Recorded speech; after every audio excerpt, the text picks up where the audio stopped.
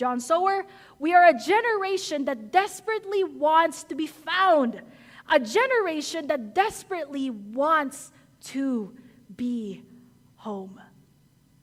In John chapter 15, the Message version, I want to emphasize the Message version in particular, because many of us know this version of how Jesus is the vine and our Father in heaven is the gardener. And it talks about the importance of remaining in Him so that we would bear much fruit. But I love the Message version so much because the Message version uses the word home. And to return back to what John Sower was saying, especially to the generation that is a part of the fatherless generation where rejection and that longing of fulfillment has been a defining characteristic. There is a sense of wanting to understand and wanting to experience, what does it mean to be home? And that's why Jesus gives us a glimpse of God's love and invites us to make ourselves at home in His love. That when dealing with disconnection, when dealing with loneliness, this is an important starting point for us.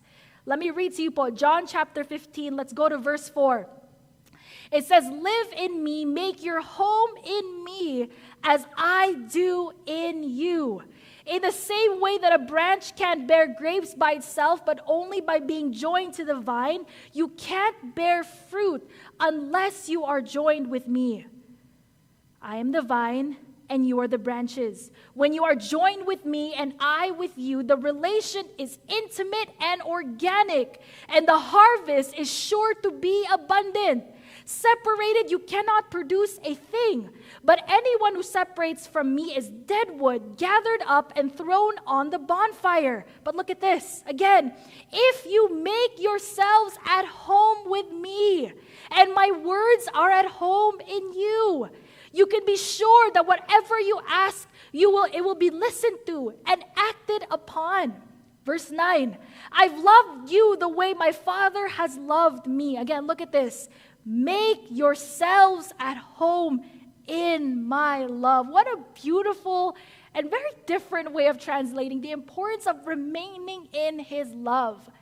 Now, a starting point for us when it comes to dealing with loneliness, this loneliness epidemic, and dealing with this disconnection, there is that struggle of not knowing anymore, what does it feel to be at home?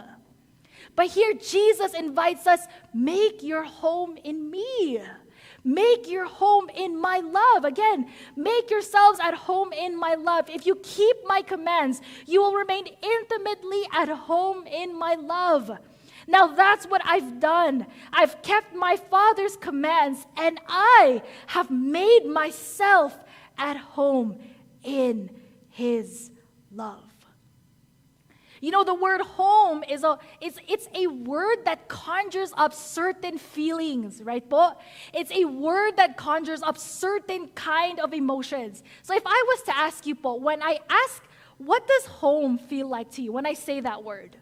What are the images that come to mind when I say home? Maybe for some of us, it's feelings of warmth.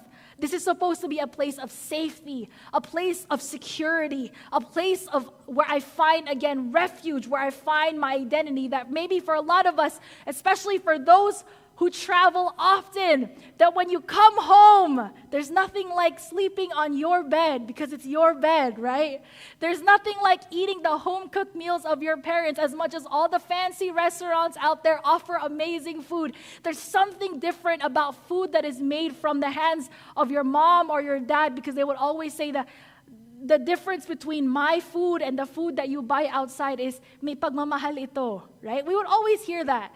That cooking it's something that is beautiful because the love of the person who prepared it, maharamdaman mo as you take a bite out of whatever dish they cooked for you. So there's something about after coming home from a long trip and coming home to your table, to your bed, to your family, to your husband, to your wife, to your children, there is this feeling or this sense of warmth, of safety, and of security.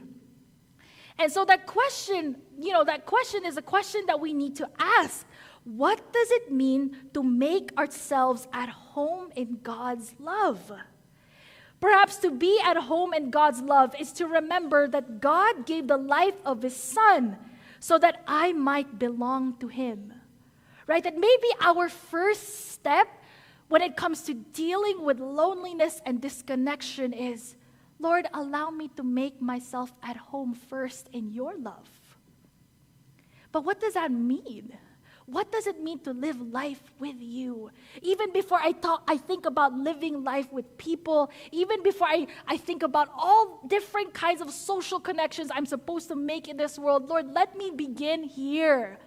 Let me start you and I first. Let me define, Lord, what does it mean to be at home in your love?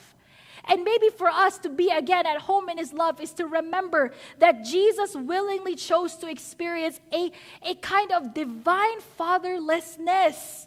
The pain of rejection on the cross, rejection for my sin, that we might belong to the Father. That maybe to belong to God means we are no longer slaves to the external forces of this world. That, it's always tempting po kasi to create our identity, to define our worth by the outside in. But to belong to our Father means we are no longer slaves to those forces in this world that define who we are, that define our worth, that define our identity from the outside in. That's why Jesus, if you listen to his preachings, his teachings, and his parables, you would hear and you would feel that life is not about outside in, it's about inside out. And oftentimes we are very tempted to define our identity by forces from the outside in. And that is why we oftentimes find ourselves miserable.